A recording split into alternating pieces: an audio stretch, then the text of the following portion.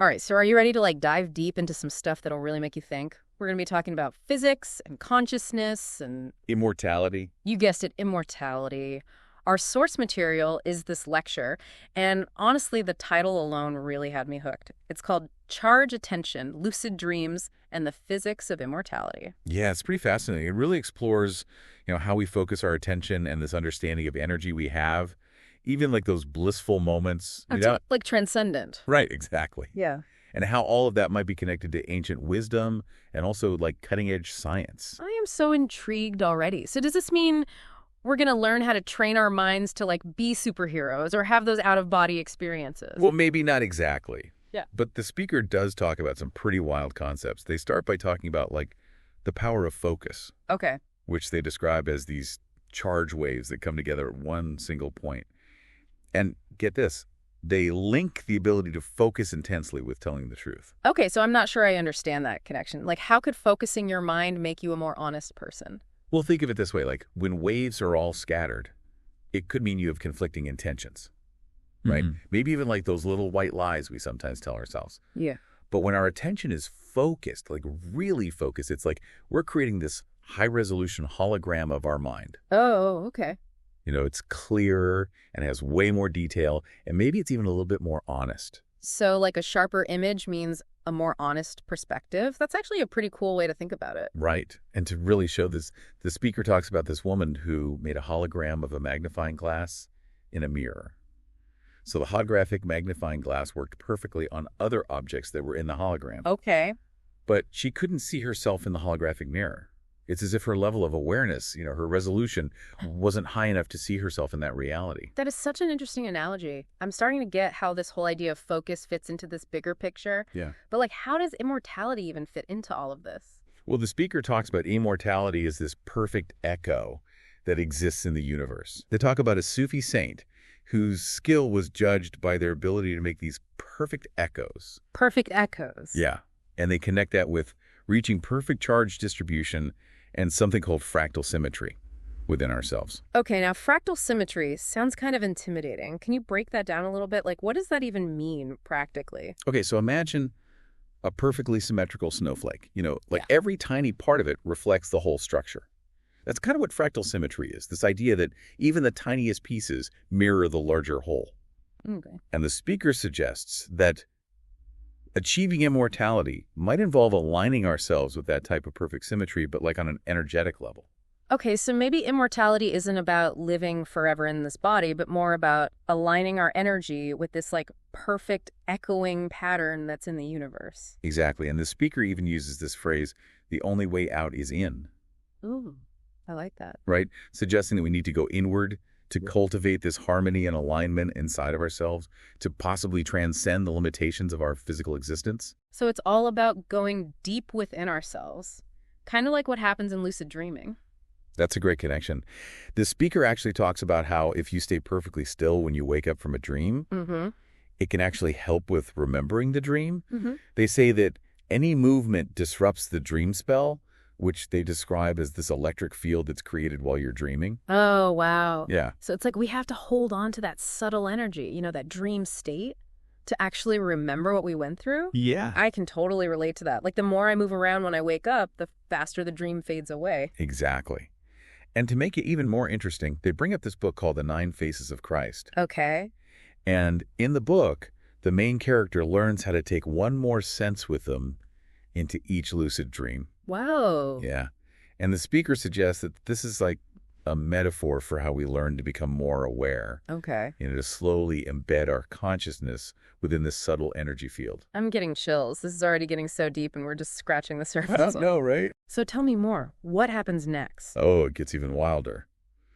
The speaker starts talking about the electrical requirements for heaven. The electrical requirements for heaven. Suggesting that there are these specific energy conditions that are necessary to connect with a higher power, both while we're alive and maybe even when we die. Whoa, are they saying that heaven is an electrical circuit or something?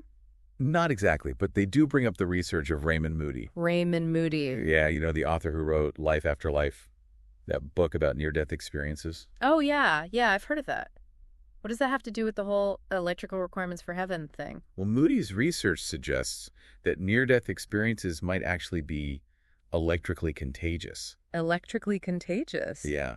Apparently, there have been surgeons who reported seeing the same visions that their dying patients were having. That's insane. So it's like those near-death experiences are being transmitted through some kind of electrical field. Right. So does that mean the state of our energy when we die actually affects what we experience next? That's exactly the type of question the speaker's asking. Yeah. And they really emphasize how important it is to deal with our emotional baggage. Okay. And to let go of negativity.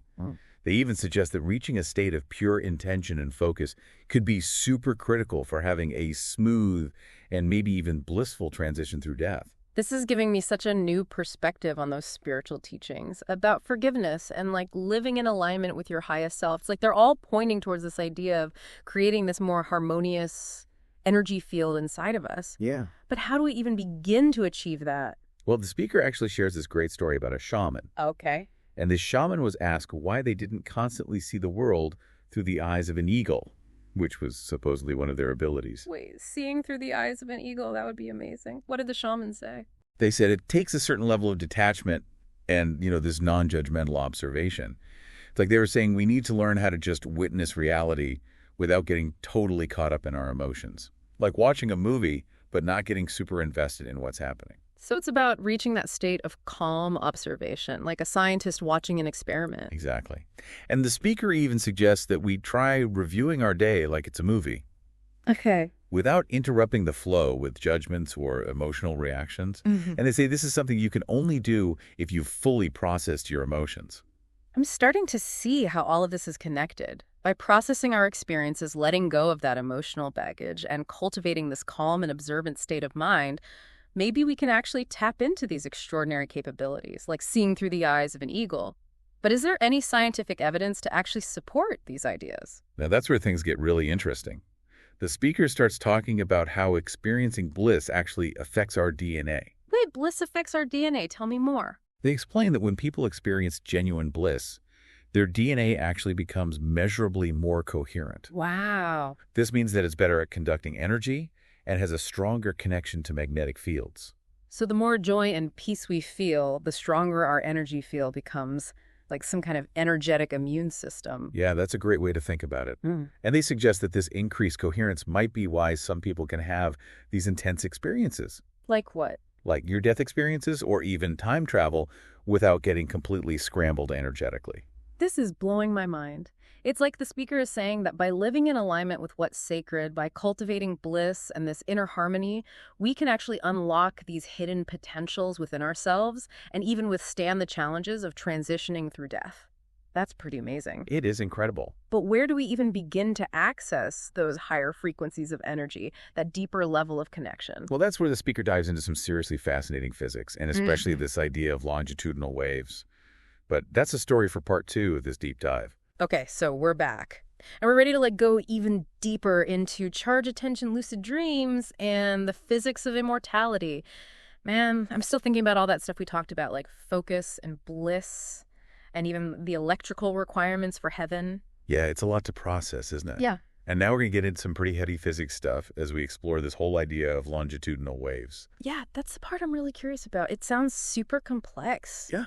But I'm ready to try and get my head around it. Okay, well, the speaker starts by, reminding us about the difference between these two types of waves. Yeah. There's transverse waves and longitudinal waves. Okay. So transverse waves are like those ripples you see on a pond. They move up and down. Yeah. But longitudinal waves are more like sound waves. Yeah. They compress and expand along the way. Okay. I'm picturing like those diagrams you see of sound waves, with the peaks and valleys. Right, exactly. But how do those kinds of waves connect to consciousness and immortality? That's where it gets really mind-blowing. The speaker describes longitudinal waves as being faster than light and capable of going through anything. Whoa. And they even suggest that these waves could be like the very fabric of what they call God's mind or the universal consciousness. Wait, so are they saying that our thoughts and intentions are traveling through these super fast waves?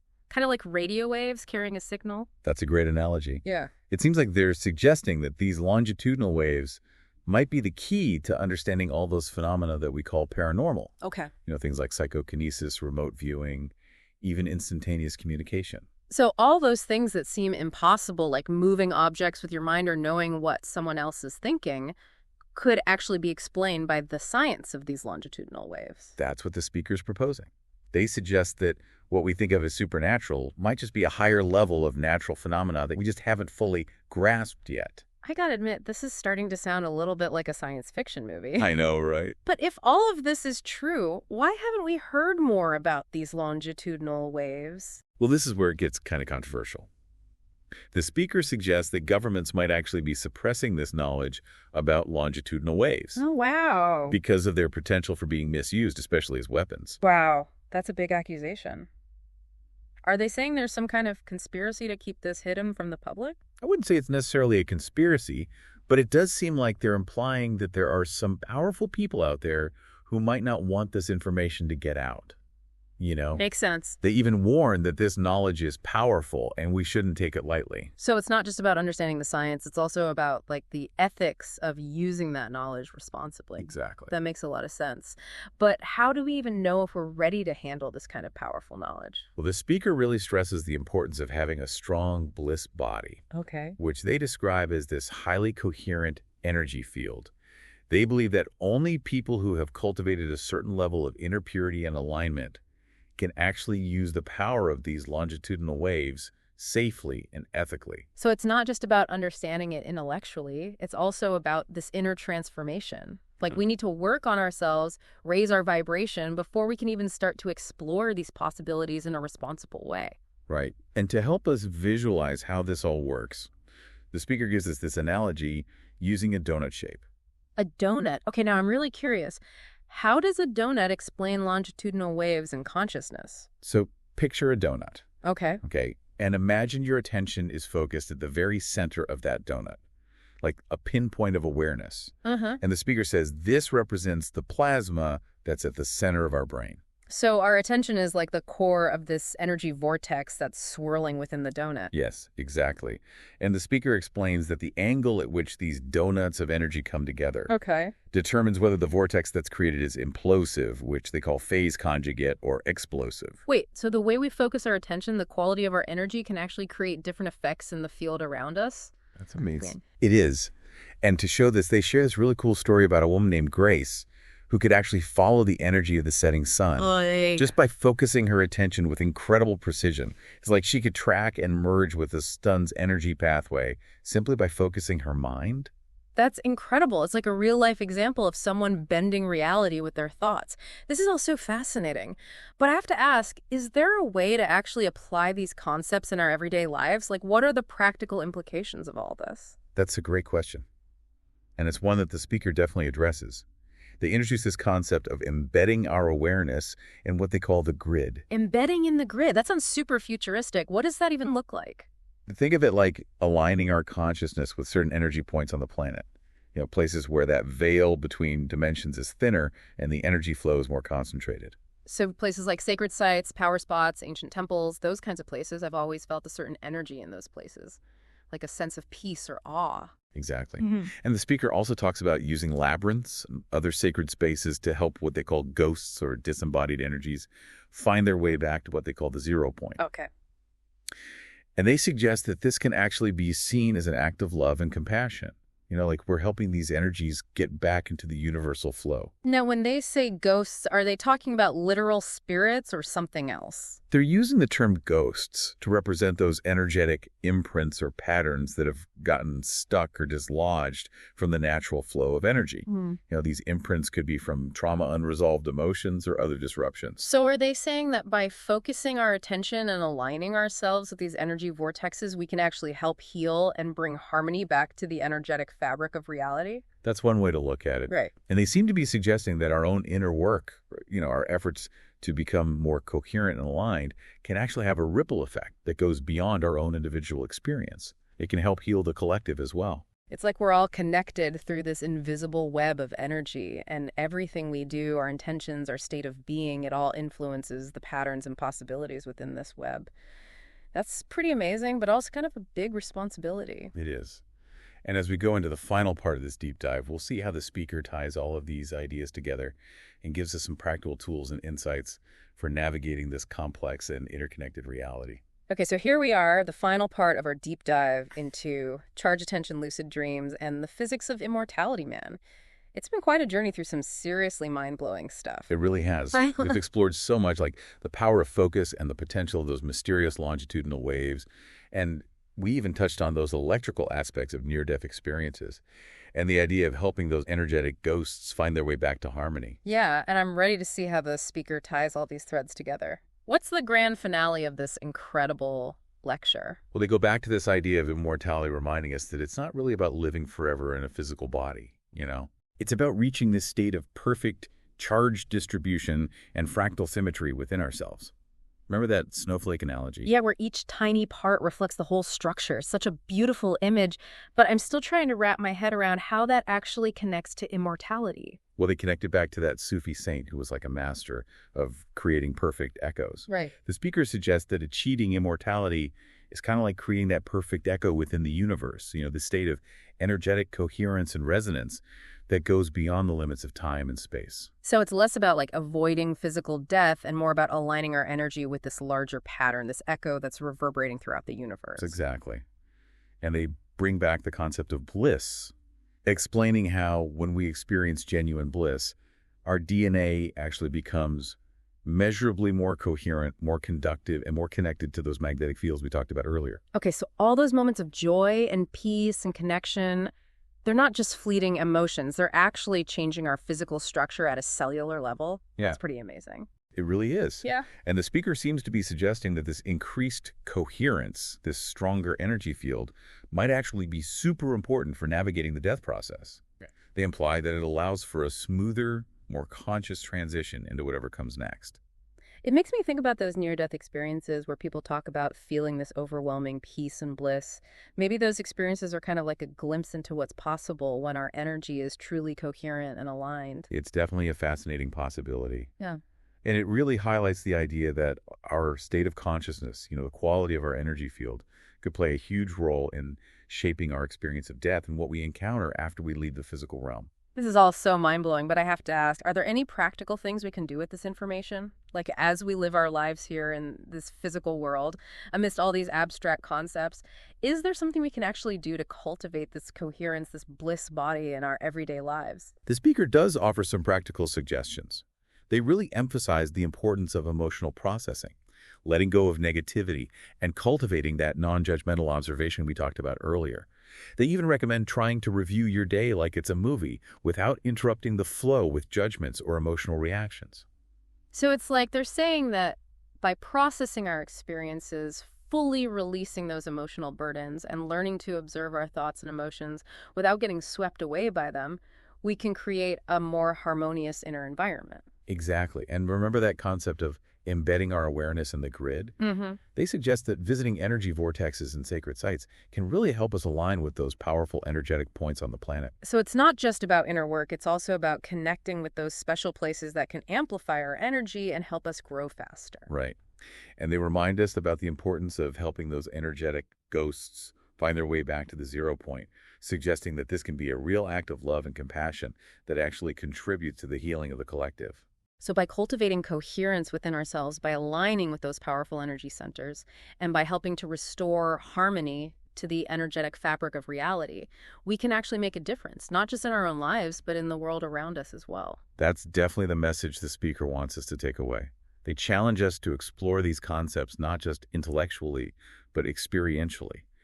To really cultivate focus, intention, and bliss in order to unlock those hidden potentials within ourselves and maybe even open doors to realms beyond what we currently understand. This deep dive has been an incredible journey exploring the intersection of science, spirituality, and the boundless potential of human consciousness.